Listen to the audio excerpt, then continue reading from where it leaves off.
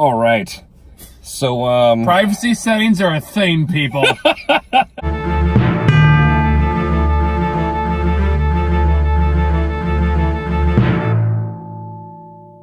all right. So we just saw Ma. Yeah. With Octavia Spencer.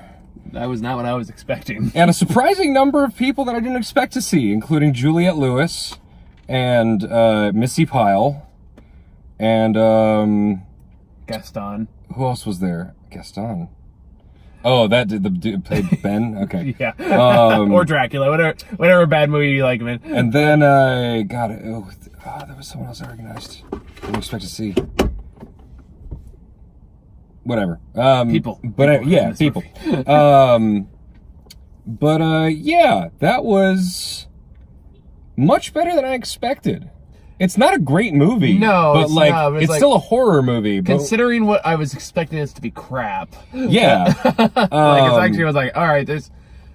It was an. It's not that bad. It was actually a pretty engaging experience. It didn't have completely idiotic characters. Mm. There were moments, but they could be explained by panic. Only maybe 3 characters I would say were given really fully fleshed out identities. Sure, but I think in this movie those people were the ones that were necessary. It had a pretty large cast to try to do that with. True, that's something I really label as a major criticism, just so much as a thing I noticed. There's who else in this friend group? Douchebag and boyfriend and black guy and popular chick. Well, who honestly, compared to everyone else, kind of gets off easy on it in this movie. Yeah, that's not bad. Not the popular girl, the black guy. He's the only one that gets you know what? Yeah. All things considered, you can wash that off. Not the worst.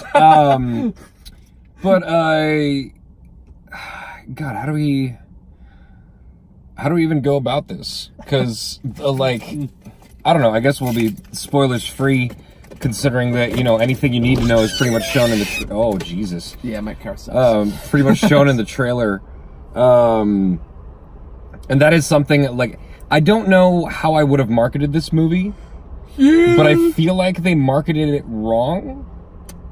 Or at least marketed it in a way that wasn't necessarily true to what the movie was. I don't know, I feel like I did as best as you really could have with this material. I suppose. I don't really know how you would have done it differently that would have worked better. I feel like I have an idea. I feel like the trailer would have had some shots from her past. Maybe. To insinuate that, there's something more. But really, there's just... I feel like I feel like the trailer shouldn't have shown so much from the second half of the movie, or even the last third of the movie. Mm-hmm. I feel like there could have been a good amount of tension kept with the fact that she does go full on over the edge by the end. Because the movie spends a good amount of time building up the fact that she is a decent character. She doesn't seem like a bad person for a good amount of the movie. And there are moments that she has where she, does something that's a little over the top. I was you do get the serial killer eyes, okay, there's something wrong here. You do get the moments. I have this whole thing where it's you don't know somebody until you know them in a bad time. And it's been a pretty consistent rule for me through my life, and this movie sticks to that. It's good. Because I would say this is clearly trying to be a B, kind of I want to say a B style horror movie.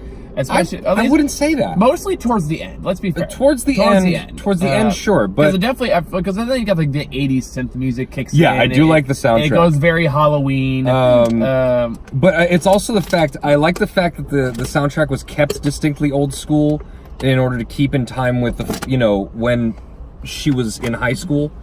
And it did some things really intelligently. It's not like this comes out of nowhere. Mm-hmm. This character does have a past. She does have grudges, and more importantly, she has pain. She has pain and humiliation, and she never processed it properly. And yeah, she doesn't exactly deal with these kids in the most healthy way, and it's creepy, and it starts crossing boundaries very quickly. Yeah, but I think a large part of it too is just what's Olivia Octavius? Octavia Spencer. No, Octavia Spencer. Yeah. Not Olivia Octavius. Olivia Sorry, Octavius. Not Into the Spider-Verse, sorry.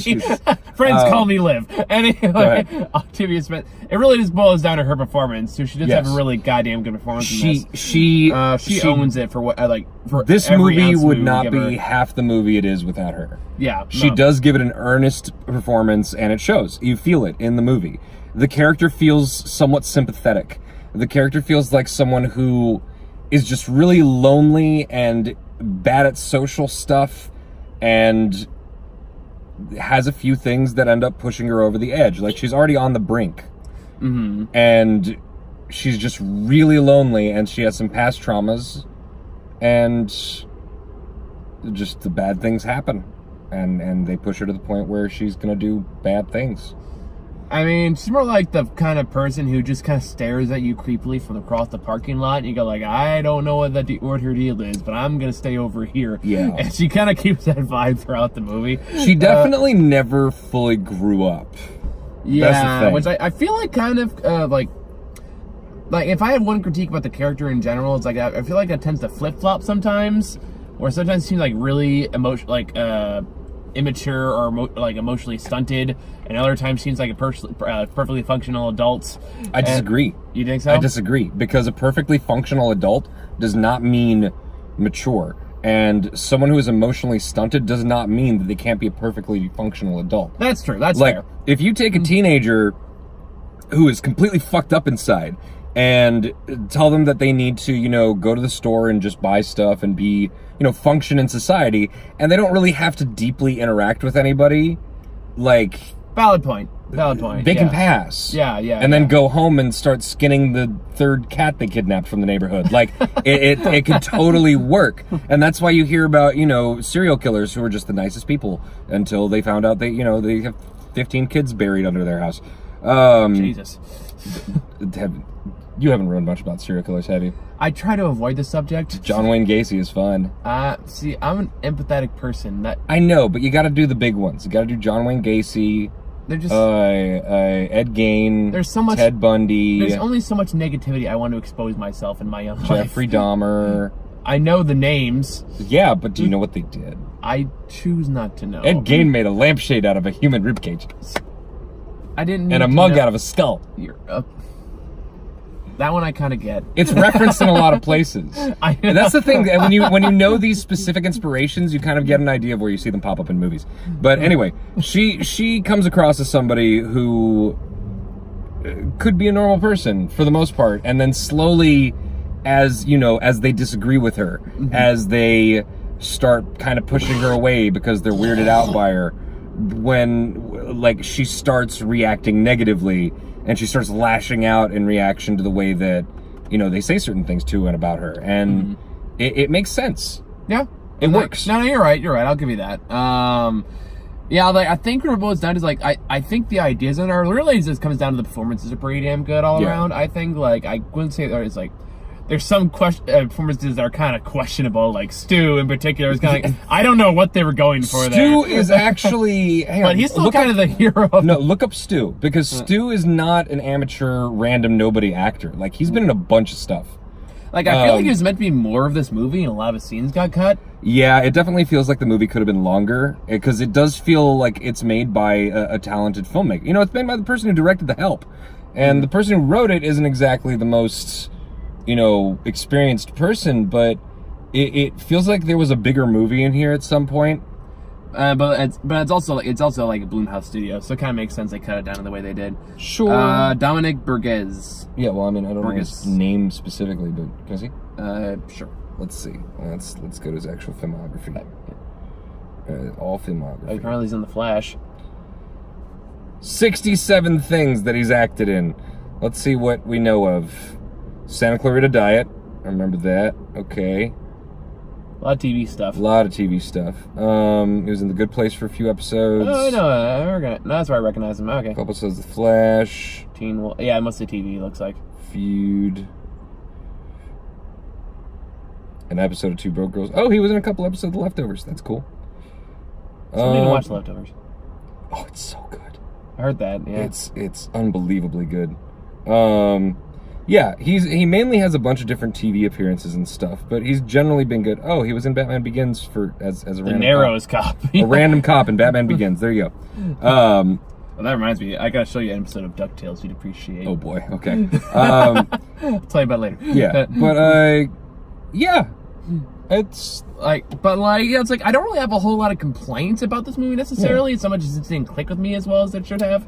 Yeah, and I think so. That's why there's I have a hard time figuring out what it is just something about this movie just didn't I don't want to say fulfill me. No, I get what you mean. The movie it just didn't click with me. It's lacking in a weird, almost intangible respect. Like the ideas are there, but it feels like some of it's a little rushed, a or little incomplete, rushed, or it's just missing something. Yeah, it's missing a key element that keeps it all together. The things with her daughter, the stuff with Ben.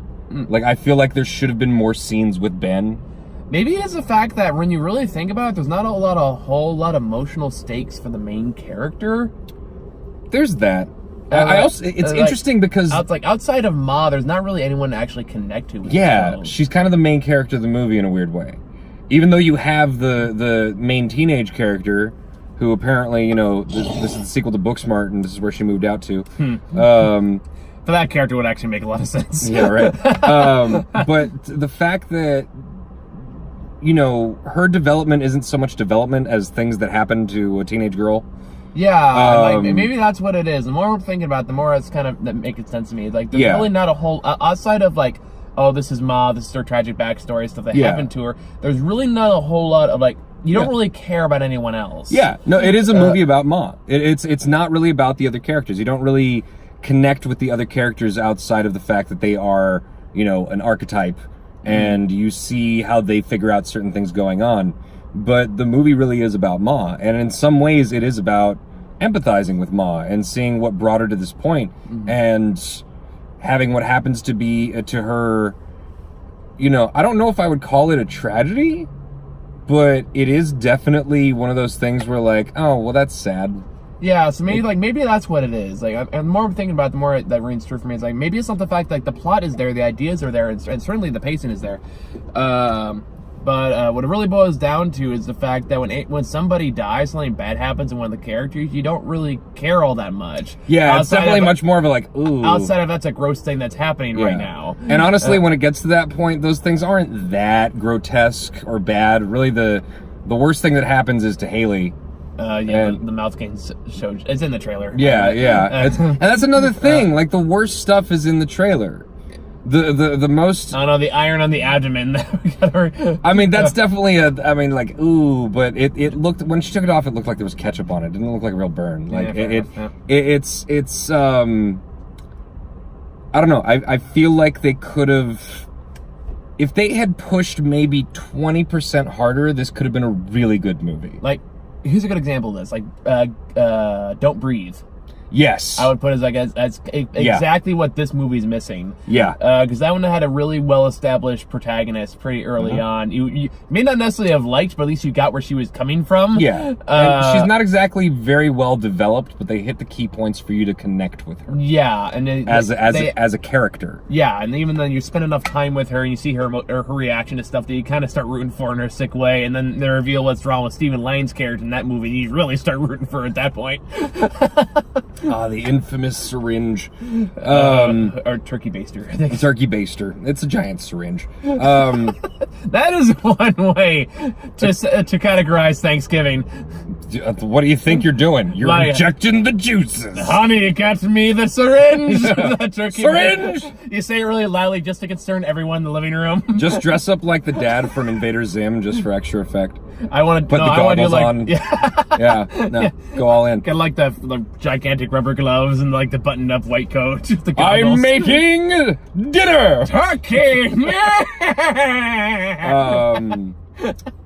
But yeah, I would say that's pretty much it. I mean, yeah, because it's not a whole lot to this movie otherwise. Yeah, there's not a whole lot to talk about. It is an enjoyable experience. It's not a great experience, but if you're looking for a solid horror movie that kind of subverts your expectations, but mainly because they marketed it weird. I would recommend it. I mean, Blumhouse Studios has a way of making just so shockingly good to really random movies. Yeah, this was somewhere in between those two. Yeah, it was surprisingly good, not shockingly. It's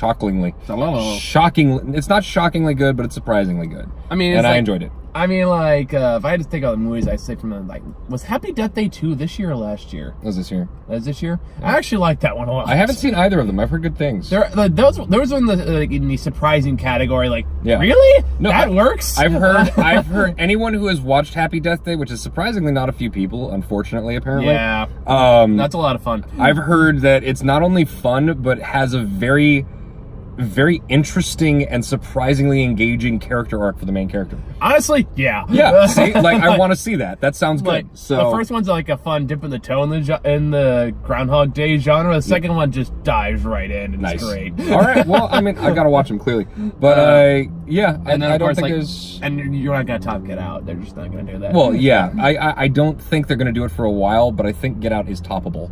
It is, but not with the current slot. It's fantastic. It's a great movie, but I think that they have a chance because Us topped Get Out in certain ways. Yes, but not as a full package. Well, it's like we said when we reviewed that. Yeah, they're very, very different films. Batman vs Superman is not that bad. Dude, no, it's I'm like begging you. It's a jab. Please let it go. it's a jab. I'm never gonna let it go. Please, I'm so tired of the Snyder Code. Calm down.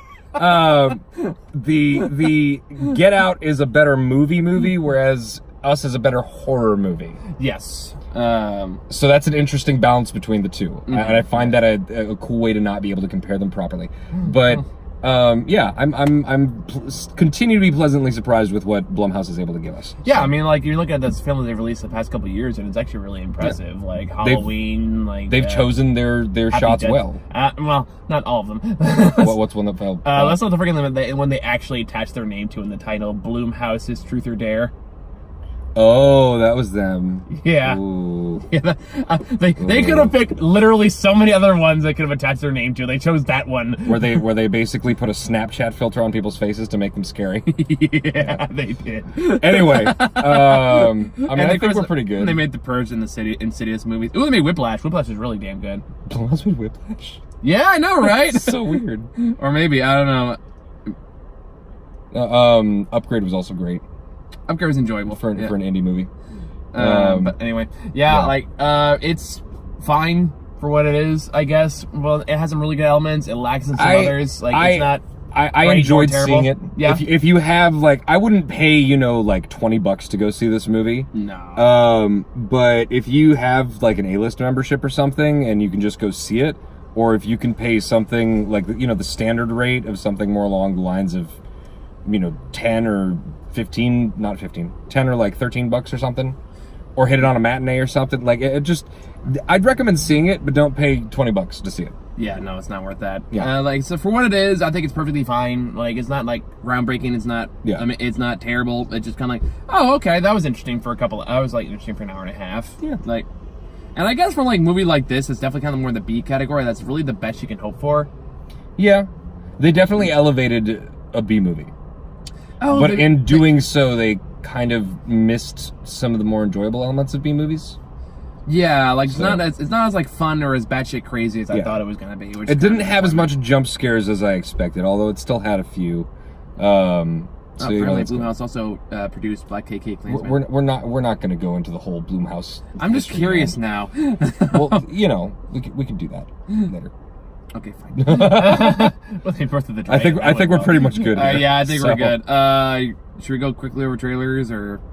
I mean, is there any trailers that we haven't really gone over by this point? Let's see. Maleficent 2 looks like Maleficent 2. Midsummer. That's one we could talk about. I mean, I don't even really want to talk about it. The one that looks like Wicker Man, but better. It looks amazing. It looks like everything I would expect the sophomore feature from the guy who made Hereditary to be.